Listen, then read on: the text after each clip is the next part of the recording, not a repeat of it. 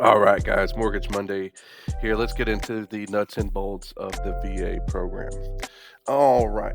So, the VA is a government backed mortgage product that carries a guarantee to protect the lender from default. This means that the VA will guarantee up to 25% of the loan amount against default to protect the lender on a foreclosure or any other type of default that may happen and result in the loan not being able to be paid. Now, that changes based upon entitlement and based upon who's on the loan, and there's a lot of nuance to that. But for simple math, always take 25% of the loan amount, and that's the guarantee that the VA is going to cover on that particular file. There are zero down options for this particular product. The zero down option is 99.9% of the time the loan that you're going to do. Very rarely are you going to find a veteran that is required or needing to bring some form of down payment to do the particular loan that they're trying to do. Now, does that mean all veterans are that way? No. Some veterans will have a funding fee and they don't want to finance that funding fee. For some, that's $6,000, $7,000, $10,000 in funding fee, at 7% interest over 30 years is a lot of money, which I don't disagree with them on. But there's no requirement to do that. They don't have to. Just if they want to, they can. So don't argue with your veteran. Allow them to pay that funding fee if they want to, and just kind of move on a little bit. Home for Heroes or other similar programs available in just about every state, and I mean that. I did the THDA Home for Hero program for myself. It's a wonderful program. You do not have to take down payment assistance. You can literally just take the rate and move into the property. The rate is going to be phenomenal. It's about a half a point on average, lower than the standard offer rate for the program.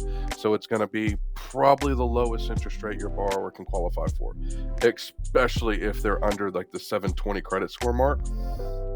It's almost always the lowest credit score or lowest interest rate they can qualify for. So take a look at that. And again, those are available in every single state for the most part across the United States. So if you find yourself doing a bunch of loans in, let's say,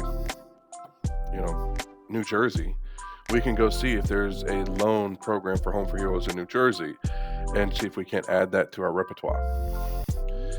Low to no credit score borrowers. The VA has a no score program, and DTI requirements are usually set by the lender.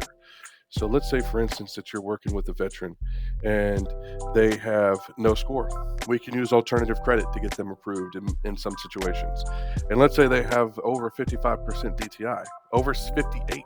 FHA is off the table, right? Once we hit 58 DTI, it's not going to work. Here with the VA loan, that is not a limitation. As long as they have offsetting compensating factors, we can still work that loan up to the max that normally a lender will do. 65% is usually the max I see at most lenders, but that is, again, a case by case. Some lenders may go higher, some lenders may go lower.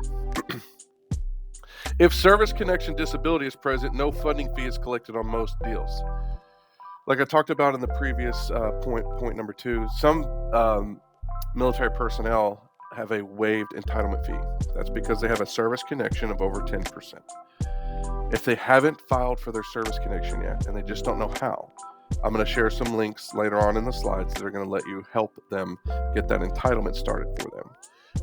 But again, each veteran has their own path, has their own story, and you need to respect that. So if they don't want to file, and then they don't. It is what it is. But make sure that you're talking with your veteran to kind of figure out what's going on in their personal life to see if that entitlement is missing, and they should pursue it. No funding fee saves a lot of money for a lot of people. All right, we'll see you at the next slide.